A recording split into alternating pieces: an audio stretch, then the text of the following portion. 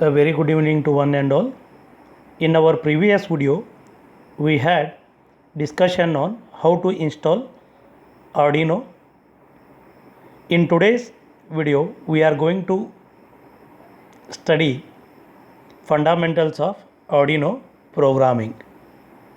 The Arduino IDE supports either C or C++ language using special rules of code structuring. The Arduino IDE supplies a software library from the wiring project which provides many common input and output procedures. User written code only requires two basic functions for starting the sketch and then looping main program. After that are compiled and linked with a program stub main into an executable cyclic executive program with the GNU toolchain, also included with the IDE distribution. What is Sketch? Sketch is a program written with the Arduino IDE.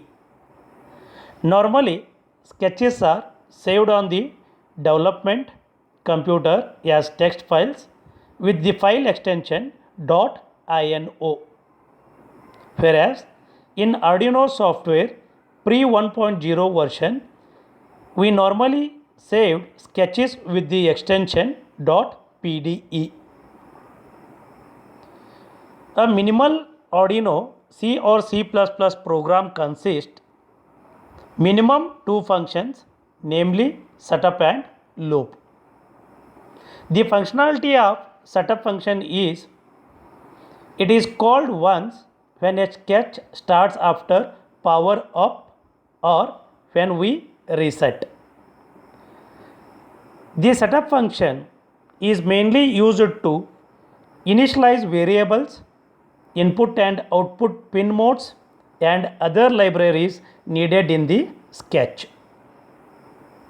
Whereas loop function is executed repeatedly in the main program and it controls the board until the board is powered off or is reset. As in our previous video, we have studied how to access built-in examples, and in that we have shown how to select blink example from set of examples in IDE. A blink example, if we discuss in detail the functionality of it, normally most of the Arduino board contain light emitting diode and a current limiting resistor that is connected between pin 13 and ground, which is convenient feature for many tests and program functions.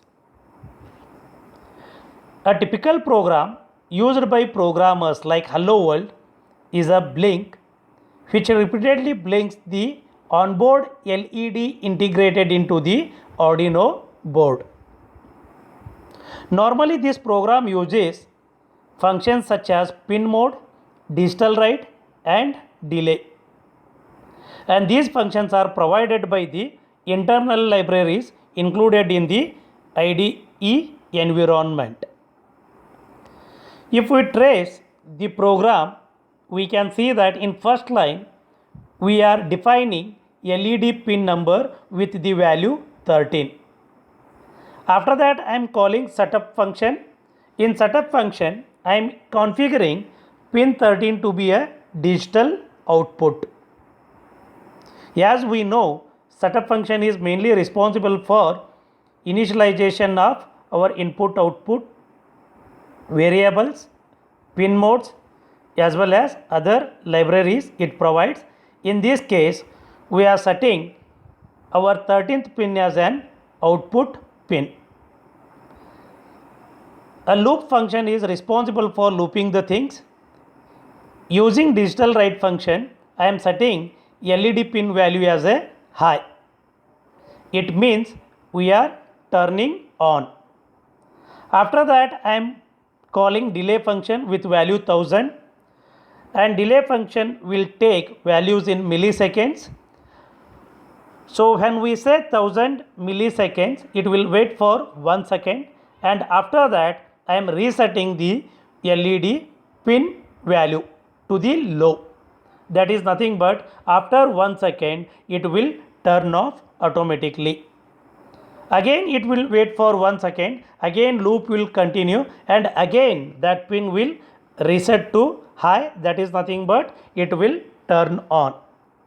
This will continue until and unless the program terminates. Variables and data types. As we have studied variables and data types in C language as well as in C++, even Arduino board supports either C or C++ language. Hence most of the data types are same which we have studied in C or C++. Void data type, that is no data type. Void is nothing but nothing. Boolean, it will take either true or false. Character, the values will be in terms of ASCII values.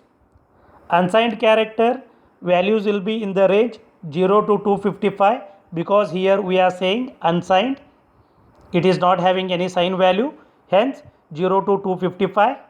Byte, again it is 8 bits, byte is nothing but 8 bits, so decimal numbers from 0 to 255. Int, based on operating system it will take, and normally the value will be minus 32,768 to 32,767. For unsigned int, the values will be in the range 0 to 65,535. Word, again same length. For long, it is 8 bits, so if we 8 bytes, if we convert the value like 2 to the power 32 to 2 to the power 32 minus 1. Unsigned long, 2 to the power 32. Short, minus 32,768 to plus 32,767. Float, again it is minus 3.4 into 10 to the power 38 to 3.4 into 10 to the power 38.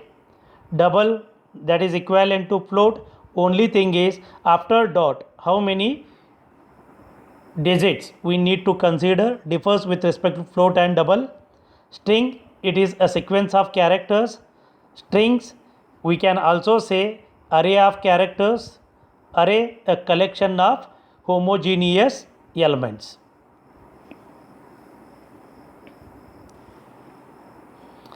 Conditional statements, as we have studied in C as well as C++, if expression is resulted into true, then block of statements, that is a statement will be executed.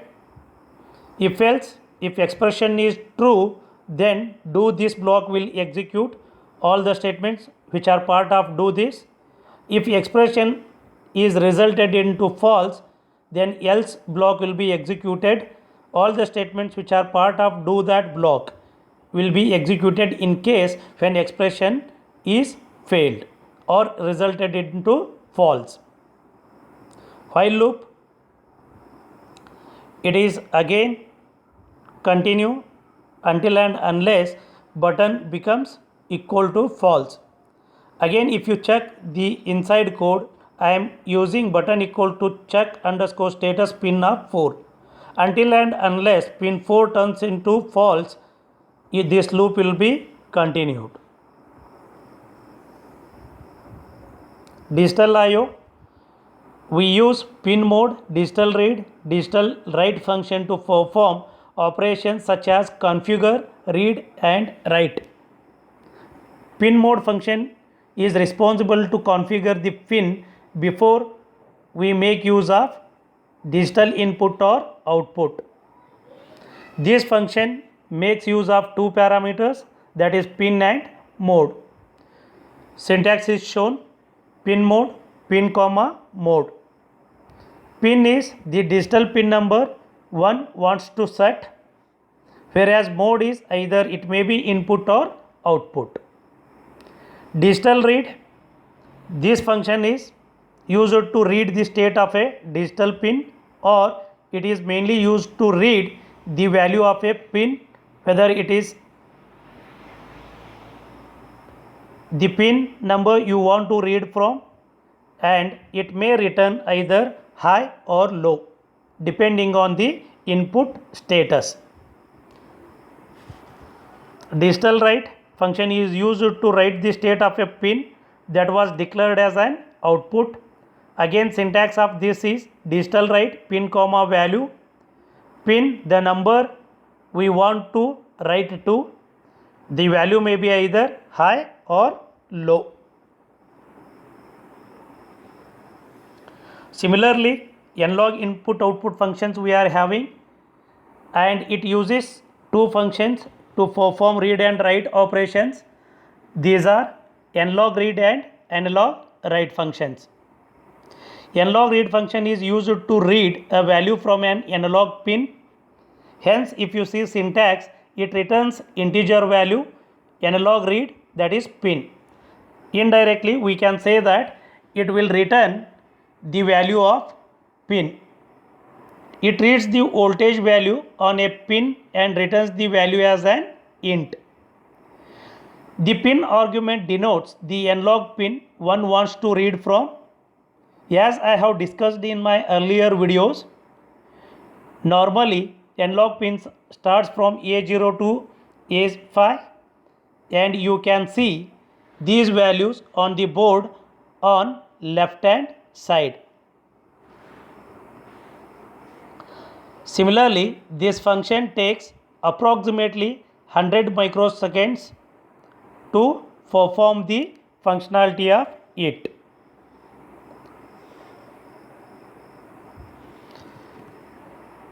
Analog write, this function is used to write an analog output on a digital pin. Normally, Arduinos use pulse width modulation. Pulse width modulation is a digital, but sometimes we can also use it for some analog devices. It uses a simple technique to emulate an analog output. Again, it depends on two things, a pulse width and a duty cycle. It is a way of simulating any value within a range by rapidly switching between 0 volts and 5 volts. Syntax is not mentioned here. The syntax of nlog write is void nlog write pin comma value. It will not return anything. Pin, the Arduino pin to write, or the Arduino pin where we want to write to, value, the duty cycle as I have discussed, the value of that is between 0 to 255. 0 is always off and 255 is always on. Time functions. We are having delay, milli, min, max, random functions in time functions. Time functions are delay and millis. Mathematical functions are like min and max, and also we have random function. First we will study time functions, then we will switch to mathematical functions. Delay, this function tells the microcontroller to wait for a specified number of milliseconds before resuming the sketch. Millis, this function returns the number of milliseconds that the sketch has been running, returning the number as an unsigned long. Mathematical functions such as min, max and random numbers. The minimum function returns the smaller of two numbers. Example, result equal to min x comma y. Out of x comma y, whichever one is minimum, it will return that value, and that value will be stored into result. Max, it is opposite to your minimum function. That is nothing but this function returns the higher of two values. In an example, if we say result equal to max of x comma y, out of x and y, whichever value is high, that will be returned and that will be stored into result function. Random, this function generates pseudo random numbers. The syntax of random function is random max, and another syntax is random min comma max. It will generate random number, and we are having two syntax for random function. In one, it is taking only one function, that is max. It is not having minimum value. In another syntax, it is taking both min as well as max.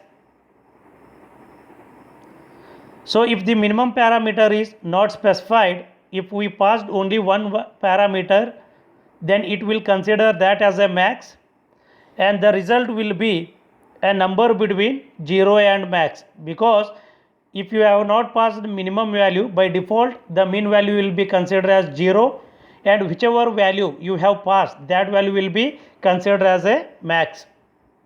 If you pass both min and max, then it will generate the number between minimum and maximum value specified by you. The result is always long value, and that will be stored in the left hand side result variable. In my next video, I am going to cover introduction to Raspberry Pi, and also we will try to cover the installation procedure for Raspberry Pi. Thank you for watching the video.